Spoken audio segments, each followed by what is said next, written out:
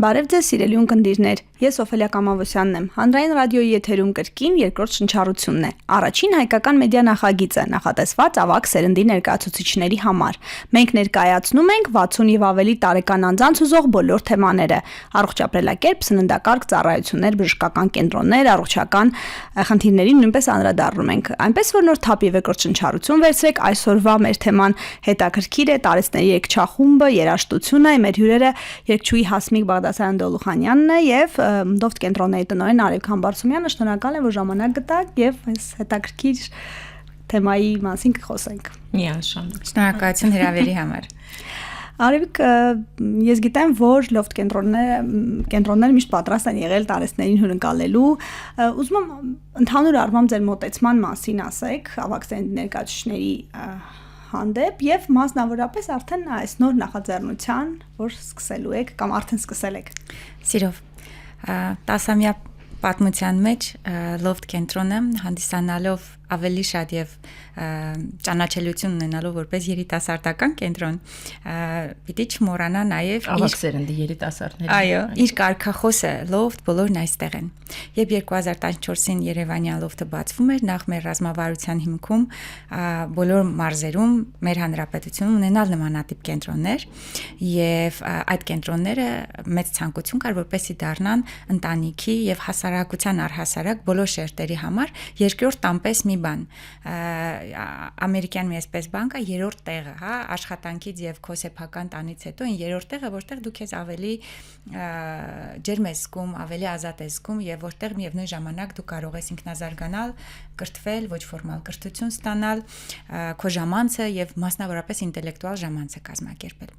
Այս տրամաբանության մեջ տարիների ընթացքում մեր այցելուների սոցիալ շերտը, տարիքային շեմը սկսեց այս ճանապարհ տատանվել, տրանսֆորմացվել եւ արդյունքում նաեւ ի շնորհիվ ձեզ, սիրելի Օֆելիա, մենք հանդիպեցինք առաջին անգամ տարիներ անց տարեցների խմբին եւ ի զարմանս մեզ մենք շատ քիչ ենք շոշափել այս խումբը եւ մենք շատ քիչ բան ենք ճանաչում, որովհետեւ ավելի մեզ այսպես դիրքավորում ենք որպես երեխայասեր եւ երեխայակենտրոն հասարակություն։ Բայց վերջերս ես հասկացա, որ եթե մենք չզբաղվենք մեր տարեցների լավ կյանքով, առողջ կյանքով, առողջ ասելով ի նկատի ունեմ թե ֆիզիկական եւ թե հոգեբանական առողջությունը, մենք չենք կարող ունենալ այն մեր ասած երեխայակենտրոն հասարակությունը։ Եվ այդ էկոհամակարգը ինչ որ մի պահից կքանդվի, կփլվի, որովհետև մենք չենք անում կարևորը, հոգ չենք տանում։ Այստեղ խոսքը միայն նրա մասին չէ, որ մեծերի մասին կենաց ասեն, եւ հիմնականում են կենացը, երբ որ ոտքի վրա, եւ որ ասում են լույսերի մեջ մնա այս ինչ մարդը։ Կամ ծնողների կենացը։ Այո, կամ ծնողների կենացը, այո։ Այստեղ երևի ավելի շատ ոչ թե պիտի մենք ձևին ուշադրություն դարձնենք, այլ այն բովանդակությանը, որը առաջին անգամ անկեղծ պիտի ասեմ, մենք սովորեցինք հենց մեր համագործակցությունից տարեցների եւ դեմենցիայի հետ կապված եւ այդ համագործակցությունը բերեց նրան, որ մենք սկսեցինք շոշափել այս շերտը։ Մեր վերաբերմունքը տարեցներին հարցին վերադառնալով, քանի որ Լոֆտի բազմաշերտությունը թույլ է տալիս տեսնել այնտեղ եւ ընդունել այնտեղ բոլոր տարիքային սահմաններին եւ դուք տեսել եք թե սիրելի Հասմիկի հետ հիմա մի քիչ կտարածվենք, ես չեմ ուզի առաջ ընկնել այդ հարցից բալիկների համերգներին, երբ որ կրծքով կերակրող մայրերը գրկած բալիկներին մի քանի ամսական լոֆթում են եւ դուք կտեսնեք այնտեղ նաեւ շատ հետաքրքիր տարեցների, ովքեր նաեւ որոշակի գուցե առողջական խնդիրներ ունեն եւ շատ նման են այն բեյբի կոնցերտներին եկող բալիկներին իրենց պահվածքով եւ նույն հոգացության կարիքն ունեն։ Մեր դռները բաց են եւ արդեն հաջորդիվ կպատմեմ, թե ինչպես ծագեց իդեան։ Հասմիկ, անդրադարձեք ձեր փորձառությանը, տարեցների աշխատանքի, ես գիտեմ, որ դուք բավականին հարուստ փորձառություն ունեք։ Բավականին այո, լուրջ փորձառություն կա եւ ինձ համար միշտ օրինակ էր եղել տարիներ առաջ երբ երեխա էի եւ նոր պետք է ընդունվեի երգչախմբային ընկերություն, այնտեղ դիրիժոր Էմմա Ծատուրյանը, որը տնօրեն էր այն ժամանակ, ուներ տարեցների երգչախումբ, որը շատ սիրված էր եւ ես հիշում եմ, շատ փոքր էի, բայց հիշում եմ, թե ինչպես էին այդ ավագ սերնդի ներկայացուցիչները արագ գալիս այդ երգչախմբին միասին հավաքվելը։ Այդ օրինակը միշտ ուղեղումս եղել է, բայց երբեք մտքովս չէր անցնի, որ մի օր ես կդառնամ ինչ որ մի երգչախմբի, այսպես չակերտավոր ղեկավարը ասեմ։ Միավորողը։ Այո, միավորողը, շատ ճիշտ է, այո, միավորողը, երբ սկսեցի աշխատել շատ փոքրիկների հետ, որտեվ կարևորագույն հարթակն է այդ ամենափոքրիկները, որտեվ մեր ապագա ոչ թե շատ ծեծված բառերն ապագա կերտողը, բայց իրականությունն այդպեսին է, որ պետք է լինի այն շերտը, որի վրա դու ինտելեկտուալ առումով ունես հիմնվելու տեղ։ Եվ սկսեցի զբաղվել այդ շատ փոքրիկների համերգներով եւ եկավ ժամանակ, որ միաժամանակ մի տարի առաջ թե ինձ դիմեցին, որ նման երգչախումբ արդեն կայացած ուխտավորների խումբ կա ավագ սերնդի, որոնք խնդրում են, որ ես դառնամ իրենց երգչախմբի ղեկավարը եւ այդպես սկսվեց այդ երկրությունս։ Եվ հասկացա, որ ես ինքս երևի թե շատ ուշ հոգով կծերանամ, քանի որ բոլոր այդ տարիքային շերտերը ինձ համար ոչ թե փոքրեր են, մեծեր են միջին, այ 0-ից 100 տարեկան երեխաներ են։ Եվ մենք բոլորս երեխա ենք։ Այո, եւ մանավանդ երբ դու տանը ունես ծնող, որ այդ տարիքին եւ հասկանում ես իր կարիքները, մենք ամբողջ օրը վազում ենք, մենք շատ զբաղված ենք, բայց մենք մի պահ կանգ ենք առնում, հասկանում ենք, որ ախր մաման ամբողջ օրը տանը նստած քեզ է սպասում, որ ինքը կարիք ունի քեզ հետ մի քիչ նստի խոսի, սուրճ խմեք միասին։ Եվ այդտեղից այդ երգչախմբում մամաս մի քանի անգամ եկավ եւ հասկացա ոնց է ինքը նորից 88 տարեկան, բայց այնպեսի հաճույքով է գալիս, երբ հաջողացնում ենք, որտեղ որոշակի առողջական խնդիրներ ունենք, հասկացա այս կարևորությունը եւ հանկարծ մի օր զանգահարում է Արևիկը եւ այստեղից խոսափողը փոխանցում Արևիկին։ Համեցեք։ Հասմիկի հետ շատ հետաքրքիր եւ այսպես պատճառահետևանքային ձևով եմ ծանոթացել, երբ ունեցա իմ բալիկին, մի հրաշալի դայակ ունեինք, ով ասեց, որ բալիկին պիտի տանեմ համերգ։ Բալիկը 3 ամսական էր եւ 3-4 հեղինեն դարձավ այդ պատճառը եւ ինձ համար այսպես լուսավորեց, ես գնում էի համերգներին բալիկի հետ եւ հասկացա, որ ես ոչ միայն Հասմիկին ուզում եմ գնալ հյուր, այլ ես ուզում եմ Հասմիկը դառնա լոֆթի մի մասնիկը եւ տարիներ առաջ էր դա եւ ես մեծ խնդրանքով իրեն մոտեցա եւ խնդրեցի, որ մենք այդ նույն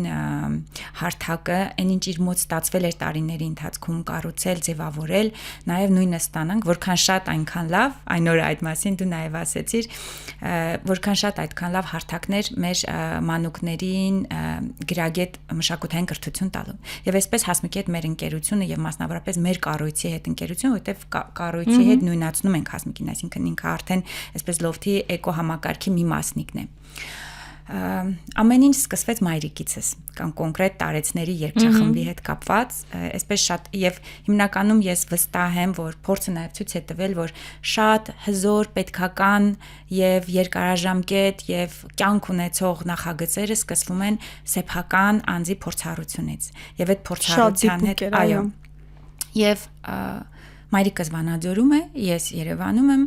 քույրիկս իր կյանքով, իր ընտանիքով, եղբայրս իր կյանքով, բոլորս այսպես հաջողակ մեր կյանքով եւ մայրիկս կարծես իր միսիան կատարել է եւ որպես ավանդական, հայկական, նվիրված մայրիկ այժմ ինչ որ մի պահ եկավ, որ երկրորդ շնչառություն վերցնելու ժամանակն է։ Այո, բայց ես հասկացա, որ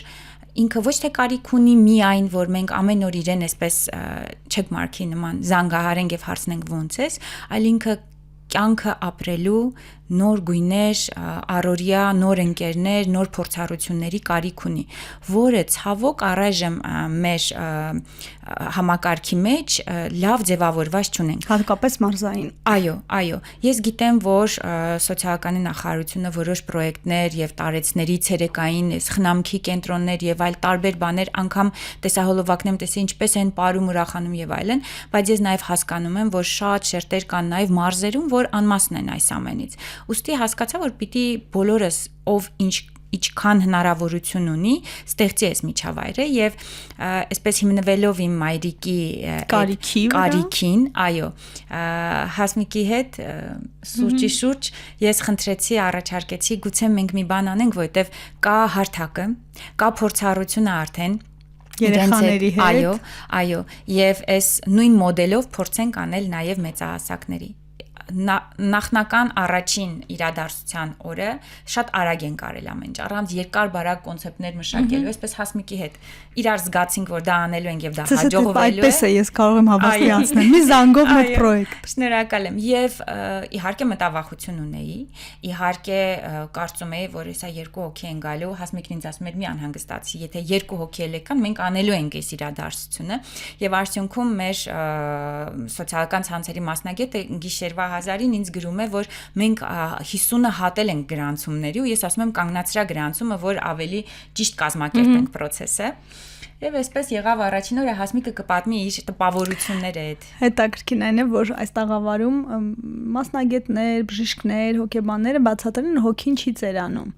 Այսինքն եթե մարդը անգամ 60 տարեկան է, նույն, ինչպես դուք նշեցիք, կարիքներ նույն նոր ընկերներ ունենալու, կյանքը վայելելու, նոր համեր, նոր շփումներ, նոր վայրեր գնալու, որևէ տեսակի ցանկությունը չի նվազում դա անելու, եթե չասենք, որ ավելանում է։ Սա մեր իրականության սահմանափակումներն են, որոնք դարավոր են, այնպես չի որ դա նորություն է, այդ խնդիրները մենք միշտ ենք ունեցել, պարզապես հիմա քանի որ հնարավորություն կա կոպիտ ասեմ դրսի հույնակները շատ ավելի տեսնելու, միևնույնն է դրսում դու ինչքան շատ լավ բաներ տեսնում ես, դու չես կարող մեր մենտալիտետին այդպես 100% պետք է անպայման պրիզման անցկացնես մեր հոգեբանության հետ ու հետո առաջարկ անես, որովհետև մեր տատիները, պապիները շատ կարող են գան, հետո հոգնեն, հետո չուզենան, այնտեղ նման խնդիր չկա, իրանք իրար օրերն ունեն, չգիտեմ 70-80 տարեկան դու կարող ես ավակ սերնդի գեղեցկուհիներ տեսնես, որ այսօր երեկոյան որոշել են միասին դուրս գան ճաշրիվ դուրս են գալիս, դա այնքան ներդաշնակ է, որը ցավոք սրտի մենք այս բան չունենք, մեզ մոտ 50 անց կին արդեն չգիտես ինչու համարում է, որ ինքը արդեն կյանքից հոգնած կին է ու վերջ։ Իսկ իրականում, երբ հասկանում ես, որ կյանքը իրականում սկսվում է 45+, բարձում է, որ չէ, այստեղ երկրորդ շունչը չի, դե սա դեռ առաջին շունչն է, նոր այսպես շատ են ասել, տաղավարում եղել են, որ 80 տարեկան մարդիկ ասեն, դե ես դեռ ասում երբեք վերցրեց ձեր երկրորդ շնչառությունը, ասում, բայց ես իմ առաջին շնչառության մեջ եմ, եւ իսկապես այդպես է։ Դա փաստ է, դա ոչ ինչ որ կոմպլիմենտար վիճակ է, որ դա փաստի արձանագրում է, որը ակնհայտ է։ Հասմիկ քանի հանդիպում է արդեն եղել եւ առաջին քայլերը երկացանկ եք մշակում, երաշտական տվյալներն եք ստուգում։ Նայեք, առաջի այդ կայացած խումբս, որ ունեմ, մենք արդեն 1 տարի փորձ ունենք միասին, փորձեր ենք անում, ծրագիր ունենք, դա ստաբիլ երջախումբ է, այսպես ասվել։ Մայրիկ է կոչվում։ Մայրիկ երջախումբը, Արևիկի հետ քննարկելիս մենք մտածեցինք այսպիսի բան, որ ավելի ազատ ձևաչափ իրենց առաջարկենք, որ բոլորն իմանան, որ յուրաքանչյուր շաբաթ օրը ժամը 12-ին Երևանի լոֆտում կա նման ձևաչափ երջախումբ, որի ընթացքում մուտքը վճարովի, որովհետև հրավիրված են երկու բազմականին լուրջ լավ մասնագետներ, որովհետև կատարած եւ վերջում պարտադիր հյուրասիրություն, որովհետև իրենց բացի երկեցողությունից պարտադիր է շփումը։ Իրար հետ շփվելը առաջի օրը մայրիկներ կային, որ ինչ-որ համեղ բաներ էին պատրաստել իրենց են, որտեղից շփման իրենք ձգտում են։ Ձևաչափը այսպեսին է, որ կարող եք ոչ թե ստաբիլ ամեն շաբաթ օր ժամը 12-ին գալ, կախում, որը ստաբիլ է գալու վստահ եմ, բայց մարդիկ կան, որոնք երբ ցանկություն ունեն, երբ ժամանակ իմանան, որ նման տեղ կա, որտեղ իրենց միշտ սպասում են, իսկապես սպասում ենք։ Եվ գինը այնպես է դրվել, բնականաբար դա նորմալ է, որ մասնագետը պետք է վճարվի, դա ամբողջ աշխարհի փորձառություն է եւ ես չեմ ուզում որ մեր հայկական մտածողությունը այդ առումով որ տիպ բան չի, ոչ մի լավ բան չի կարող լինել անվճար, բայց կա adekvat գնային մոտեցում, որը մենք մաքսիմալ ցուցաբերել ենք այս բարագայում։ Գիտեք, ես միշտ օրինակը որն եմ, ինչ օրինակ եմ բերում, մենք սովոր ենք մեր երեխաների համար մասնավոր թանկ դպրոցներ, տանել, վճարել, ախրելի գումարներ, բայց երբ որ ինչ որ ծառայություն կա մեր ծնողների համար, մենք մտածում ենք, արդյոք մենք վճարենք ամբողջ հարցը մենք ոնց որ գումար մեր ծնողի զբաղմունքի համար ծախսել ենք բոլորս, ովքեր որ միջին սերունդը չի պիտի դա ապահովի, մենք մի պահ մտածում ենք, այո, իսկ երեխայի համար երբեք չենք մտածում, երբ որ խոսում ենք մտածելակերպի փոփոխության մասին, իշ շարունակելով դա, այսինքն մենք ինքներս էլ ունենք այս գիտակցության փոփոխությունը, որը տալում է արդեն սկսել է, այո, արժեքի ծախսել, նույն արժեքը պետք է ունենա կարևորության, այո։ Երբևէ այս պրիզմայից չէի նայել, իսկապես շատ ճիշտ եք։ Այս մի քիչ ցավոտ հարց է մեզ համար, ինչու, որովհետև սոցիալական նախագիծ վարելը, սոցիալական բիզնես նախագիծ, ինչ է դա նշանակում, երբ որ դու որոշակի արժեք ես սահմանում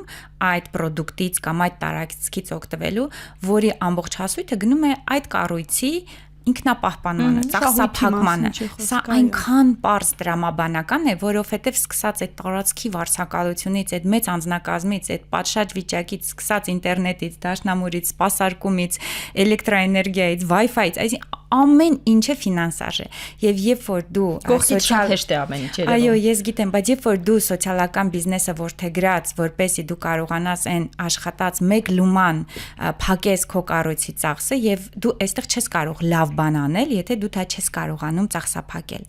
Մենք շատ երկար ենք մտածել այս մուտքավճարի վերաբերյալ եւ ես առաջին օրը հայտարարեցի, որ ամեն ինչ կանեմ, որ մենք կարողանանք հովանավոր գտնել նախագծի համար եւ կարծում եմ, որ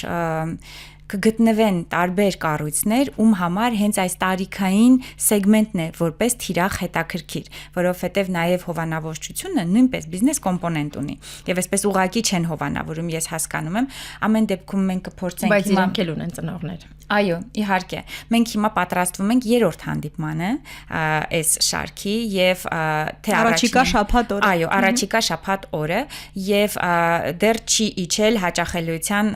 քանակը այցելուների եւ իրենց ողջավորությունը անգամ Արտաշատից ունենք կանայք Վայոց ձորից ովքեր եկել են եւ ինչի պիտի նշեմ կային տղամարդիկ սա մեզ համար ինձ համար մասնավորապես շատ ողջավորող էր եւ կուզեմ իրենց քանակը բերենք բալանսի որ միայն կանայք չգան եւ այսպես գեղեցիկ բան ստանանք երգչախումբ ստանանք հետո միևնույն ժամանակ Հասմիկի էներգիան չեմ կարող դա այսպես չմատնանշել ես կարծում եմ առանց Հասմիկի մենք չենք ստանա այնինչ այդ առաջին օրը ստացանք ուստի նաեւ եթերից պիտի շնորհակալություն հայտնեմ մեր կողքին լինելու հրաշալի է իմիջիալուց համամասնության հետ կապված մեր բոլոր ծրագրերում դա ունենք որտեվ պապիկներն էլ ավելի ներտ են գալու այսինքն տաղավարից ու փշենքի բակի ընկերների հետ նարդի խաղալու զատ այլ զբաղմունք նոր զբաղմունք վերցնելու առումով ավելի ներտ են հասնում երկացանկը եւ արդյոք երաշտական կրթությունը պարտադիր է դուք որոշ բաներ ստուգում եք արդյոք իրենց բարագայում երբեք ոչ բան չի ստուգվում քանի որ այստեղ կարևոր է շատ ուրիշ բաներ եւ մի շատ կարևոր պահ այստեղ կա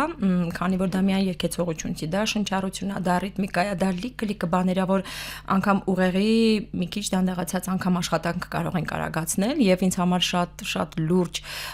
ուսումնասիրություններ երբ ձեռքս ընկել նայեցի դա համաշխարհային հայտնի օպերային երգչուհի Ռենե Ֆլեմինգը անցած տարի ինչքան հիշում եմ գիրք ամբողջովին հոդվածներ ինքը թողարկեց որտեղ հենց այդ Music and Mind գիրքն է որտեղ ինքը պարտադիր գրում է թե ինչով է երաժշտությունը ընդհանուր այո այնպես որ այդ փորձառություններ կա համաշխարհային մակարդակի եւ պարզապես այդ ամեն ինչը դու միևնույն է կրկին ասում եմ որ մեր պրիզմայով հայկական պետք է անցկացնես եւ դա երկեցողություն է դա շնչառություն է դա զրույցներ են դա ռիթմիկ աշխատանք է, դա ձեռքերի շարժում է ամենը 40 րոպեվա մեջ, որ մաքսիմալ մարդը իրեն թարմացած, օդը հասած լինի ուղեղի այն հատվածներին, որտեղ այդ կարիքը կա, հետո էլ մի հատ իրար հետ շատ մեծ հավեսով շփվում են եւ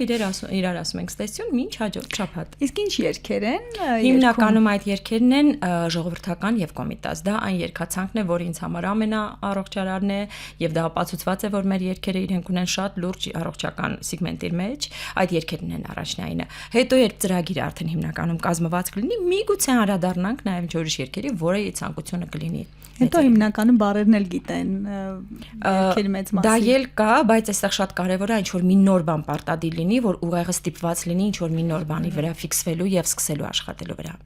Հրաշալի է։ Արեք եւ մի վերջին հարց, դուք ասացիք, որ այսինքն արդեն բավարար չափով մարդիկ կան, բայց մենք միշտ մեր հաղորդումների նպատակը նաև այն է, որ ավելի շատ մարդու իրազեկենք, ավելի շատ մարդու հրավիրենք։ Հիմա եթե ցանկերը շատանան, հնարավոր է այլ օր, ինչպես եք նախատեսում, զարգացումը։ Ես հավատում եմ, որ անպայման սա շատ հրաշալի գաղափար է եւ կարող է շաբաթը բոլոր օրերին երգեն։ Շնորհակալություն։ Ես ինքս լավատես եմ, սակայն մտավախությունը կա, որ օրինակ հենց մեր մտածողության եւ մեր մենտալիտետի մեջ այդ փոքրիկ թամբալությունները ավելի ընդունված են եւ դա ցանկացած տարիքին է վերաբերվում եւ այստեղ մի քիչ ավելի հենց ազգային այսպես բան կա ոչ վատ իմաստով եւ եթե մենք քանակը ավելացնենք ես վախենում եմ մենք առայժմս կշտապենք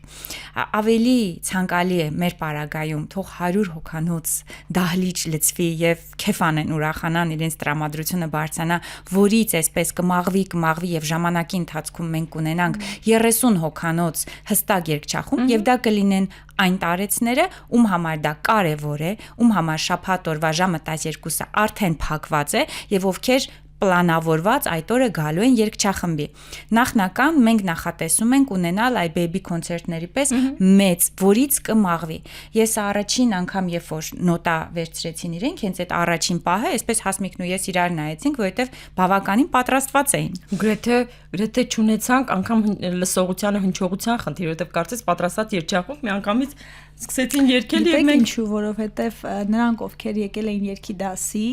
արդեն որոշակի հետաքրքրություն ունեին, հնարավոր է երաժշտական կրթություն, դա իրենց համար սիրելի զբաղմունք էր, որտեղ 55 հոգուց այն օրը ներկա երաժշտության հետ առնչվոր եղել են երևի թե 3 հոգի, մնացածը քիմիկներ, դասախոսներ, լեզվաբաններ։ Ուղղակի կարևորություն են հասկացել։ Ես մի բան պիտի ուզեմ, քանի այս հնարավորությունը կա, հրաշալի ավելացնեմ, երբ որ մենք պետքա գովազդ միացնենք Facebook-ում, այս իրադարձության ես մեր մասնագետին խնդրեցի ոչ թե գովազդի թիրախ ընտրել տարեցներ, այլ ընտրել մեր սերնդին, ովքեր ունեն մամաներ, պապաներ, տատիկներ, պապիկներ։ Եվ հիմա իմ հորդորը եւ խնդրանքը հենց իմ ընկերներին մասնավորապես եւ այն մարդկանց, ովքեր մեզ այսօր լսում են։ Մեր տարեկիցներին։ Դուք չեք պատկերացնում որքան կարեւոր է, ոչ թե որ մեր ծնողներին մենք տանենք խանութ, լավ հագուստներ առնենք, դա էլ է կարեւոր։ Ոչ թե որ իրենց ուղակի այսպես զանգահարենք, որովհետեւ այդ օրը չէինք զանգահարել, այլ այդ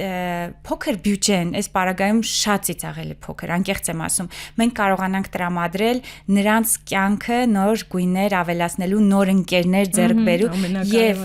շաբաթ առավոտյան ունենալու նպատակ արթնանալու, պատրաստվելու, հարդարվելու, միաժշտներ գցելու եւ տանից դուրս գալու։ Հրաշալի մոտիվացիա էր։ Ես էլ մտածեցի մարզից մայրս կգա, թե ոչ արդեն։ Շնորհակալ եմ, որ եկաք, շնորհակալ եմ նախաձեռնության համար։ Դե կհանդիպենք։ Շնորհակալություն հրավերի համար։